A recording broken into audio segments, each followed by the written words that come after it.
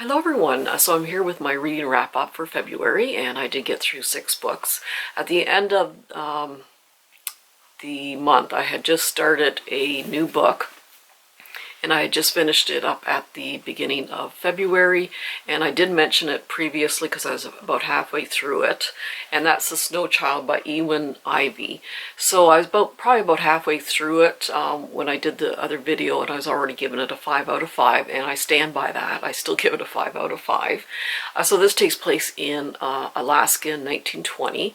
So this couple has just moved there, and they're kind of escaping from their previous life. They had trouble getting pregnant, and finally when she did get pregnant she ended up having a stillborn, and so they are childless, and they're still kind of grieving, and she kind of moves there because she wants to kind of isolate herself to hopefully try to forget what's happened. And during a snowstorm, their first snowstorm there, they built a snow child, and they put one of her scarves and mittens on, and the next morning the snow child is gone, and the gloves and the scarves are gone also. And then a few days later they notice this girl at the edge of the woods, and she's wearing the scarf and the mittens and that. So throughout part of the story you're wondering, okay, is this just their imagination? Is there actually a child here? She very much wants to isolate herself, the woman, because of what's happened, and she doesn't want any reminders. And I like this story so much because I could relate, because I've had two children who have passed away, and I still isolate myself. So I really can feel for this character and understand where her actions are coming from. They do finally make some friends with some neighbors, and the one woman, Esther, their neighbor, oh man, she is a great character. I would just love to read a book about her. She is just a wonderful character. So eventually we find out what's happened to this child and what she's doing alone in the woods, etc., etc.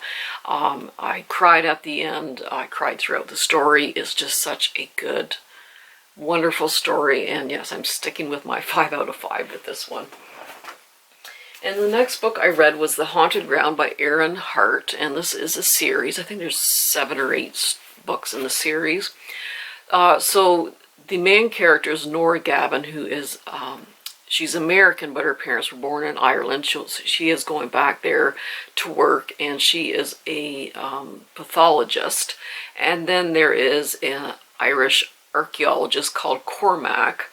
So these farmers were harvesting some peat bog for fires one day, and they find this woman in the bog.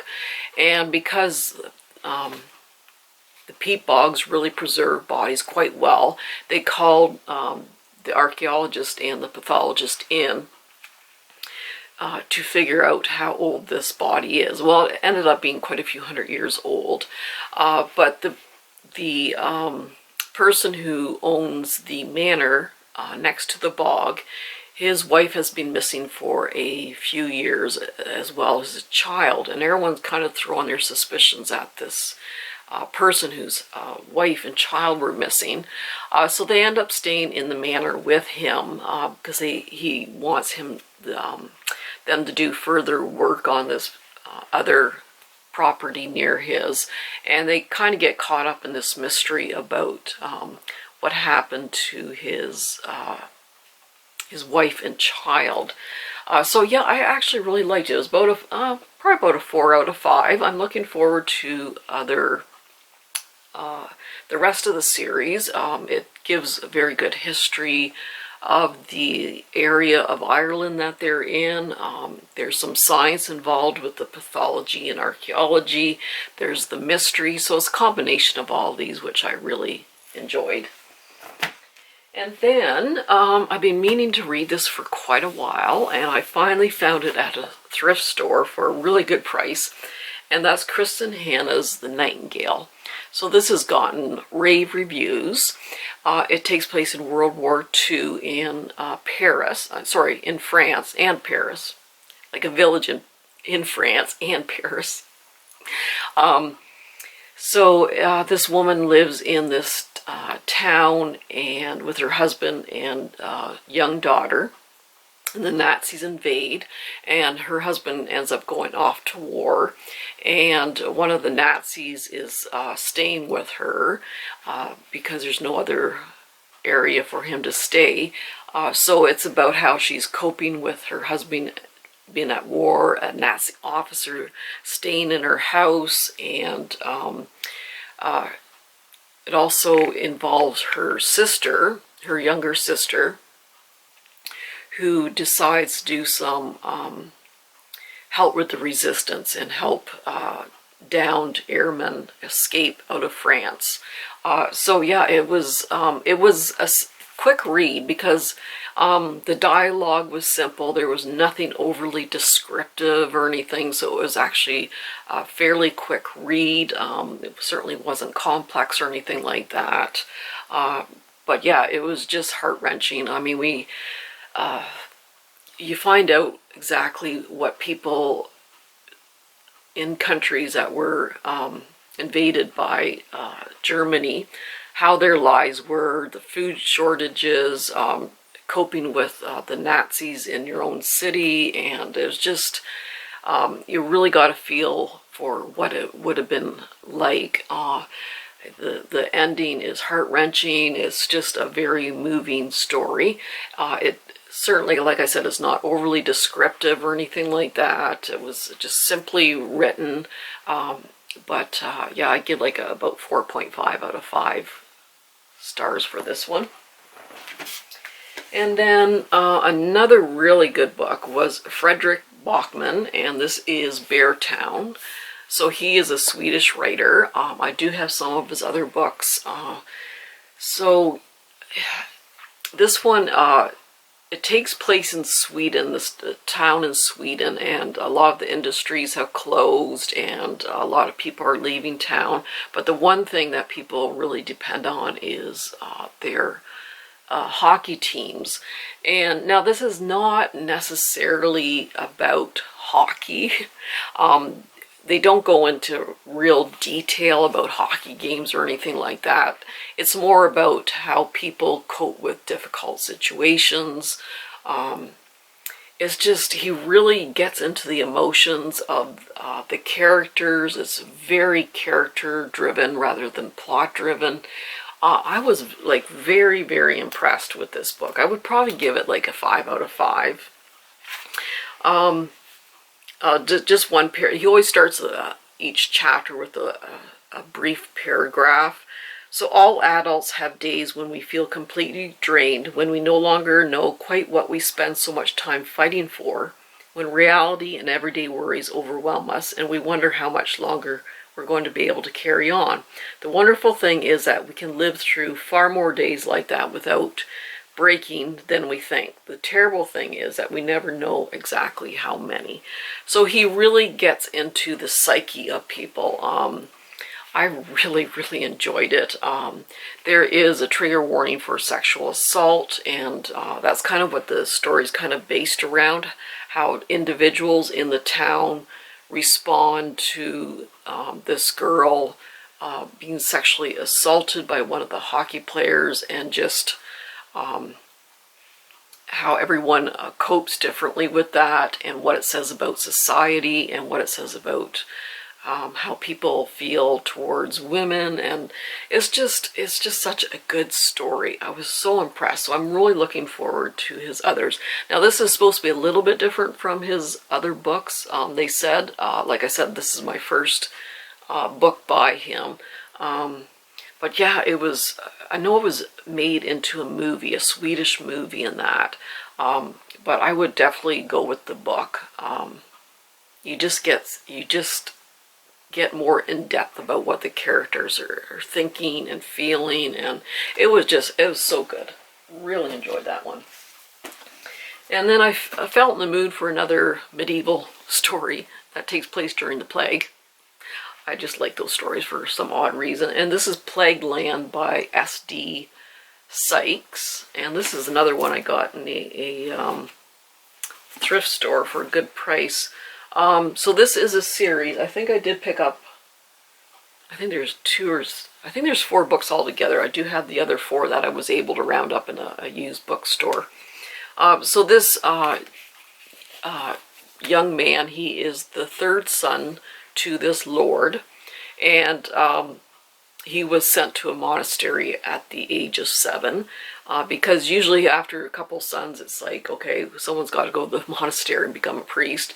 But then his father and his 2 older brothers die in the plague. So he is sent back at the age of 17 or 18 to become sort of the lord of this manor. And then a couple of girls start to go missing, and I can't say too much more, I'll give away the plot, but this doesn't actually take place, the plague's not ravaging this particular town at the time. It's kind of gone past that, and they're coping with the after effects of the plague. So it's interesting to see how they cope, because there's a lot less people to farm the land and to do, the blacksmith died, so who's going to take over? And there's only so many people who can harvest the crops, etc. So it's kind of how they cope with that. But there's the mystery of the 2 missing girls that's kind of wrapped up in this also. And there's a lot of twists and turns. I really like the characters in here, even the nasty ones. He describes them, actually she describes them quite well, so it's very good characterizations. So yeah, I really enjoyed this book. About 4.5 out of 5 stars for me, and I'm glad I was able to find the rest of the series. And then this is a little novella by Minette Walters. So she's an English writer who does a lot of murder mysteries in small towns. And this is the Tinderbox, and I think this is about, I think it was 115 pages. So I thought, how is she going to cram in this murder mystery in 115 pages? But she did. And she did it quite well, actually. I was quite impressed. The characters are rounded out pretty good. You had a good idea of what the characters were like, and there was a lot of jumping back and forth from like 2 weeks before to a month before, then we jumped to the present. A lot of jumping back and forth, and I had to look at the date and kind of like, okay, where are we at? That was the only thing. I was just getting kind of confused, like, well, okay, where are we? Is this before or after? Anyway, she managed to do a pretty good job in 115 pages anyhow. And I've read other books of hers. I really do like them. She does a very good murder mystery. They all take place in these small villages. You really get, the characters are always very, very interesting. And yeah, I do like her books. And so that's what I read in February. And then hopefully today or tomorrow I'll be finishing up Mortal Arts, and this is the 2nd book in the Lady Darby series, and it's by Annalee Huber. So this, in the 1st book, this woman, her husband had just died about a year before, and he was an anatomist, so he would dissect bodies and write books about it and that sort of thing. But the only reason he married her was because she was a very good artist, and he was very cruel and abusive, and he forced her to do the drawings for these dissections, which she did not want to do. And he was just a nasty, nasty man. And then he passed away, and then she was put on trial because she was doing these drawings, even though he was fine to do it, but not her.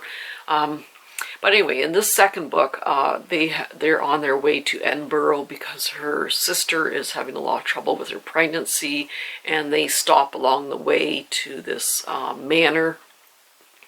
And then there's a mystery of this missing woman in the nearby village, and the manor that they're staying at, the oldest brother came back from an asylum after being in an asylum for 10 years because he was suffering from post-traumatic stress disorder, and everyone's suspecting that he had something to do with this missing woman.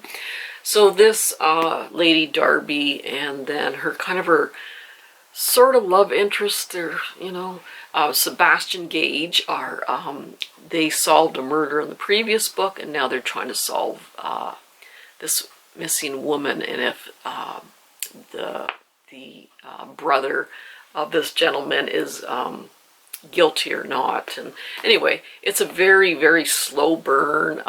They're actually about 3/4 of the way. They finally kind of started getting into the mystery of it. But I still enjoy them. I really do like them. There's quite a few books in this series, and I've been kind of slowly collecting them.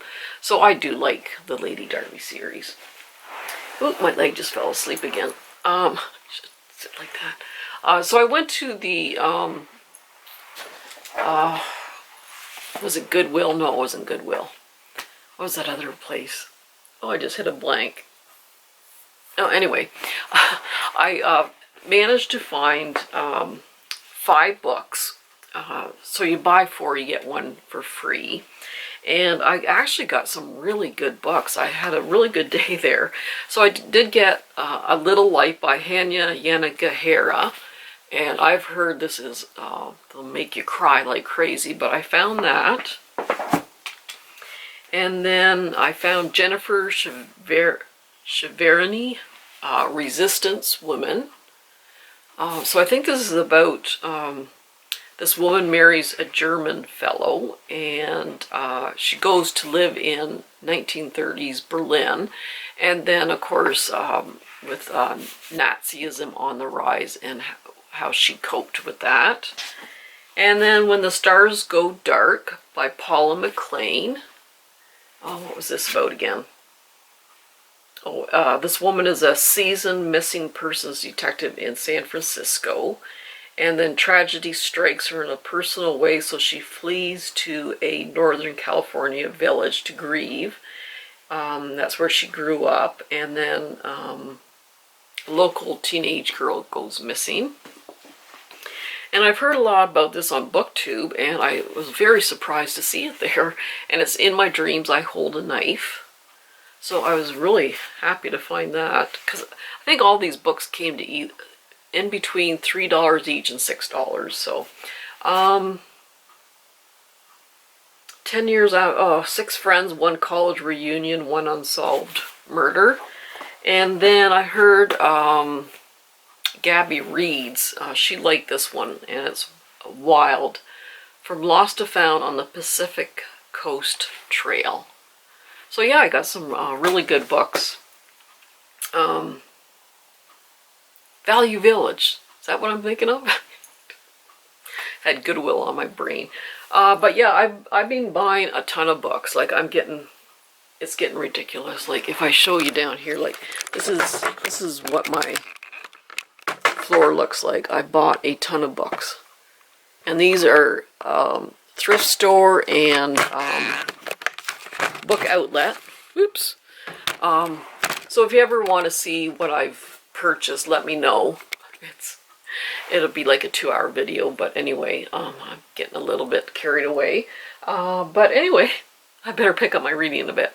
So I hope you enjoyed. Let me know any good books you've been reading, and take care. We'll see you later. Bye-bye.